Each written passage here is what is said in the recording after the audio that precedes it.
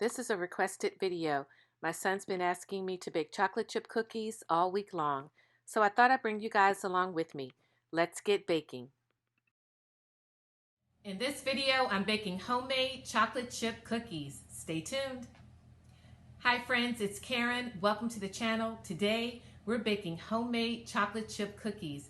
We're going to go ahead and get started. I'm going to go over all of the ingredients. If this is your first time to the channel, welcome to the channel. Go ahead and hit that subscribe button and don't forget that notification bell. Tap that notification bell twice so you'll be notified whenever I upload a new video. And if you're a returning friend, welcome back. Thank you so much for supporting me and this channel. All right, the ingredients for our homemade chocolate chip cookies: all-purpose flour. I'll go ahead and put the ingredients and measurements across the screen as well as down in the description box, so you'll have that. Granulated sugar. We're going to need some brown sugar, our baking soda. I've got some iodized sea salt, and the only reason I'm using that is because that's all I have on hand. I ran out of regular table salt, so I'm going to go ahead and use this sea salt, and that's okay because we're not using a lot of it. Vanilla extract. I've got 2 sticks of butter that have already softened. We're going to need that. 2 large eggs. And the main ingredient, our chocolate chips. I've got my cookie sheet here lined with some parchment paper. So that's all ready to go. And I've got my 2 mixing bowls here. And you can also, I'm using a hand mixer today, but you can pull out your stand mixer if you want, but I'm using my hand mixer. All right, guys, so I'm gonna stop talking and start baking. Let's go ahead and get started. Preheating our oven to 375 degrees.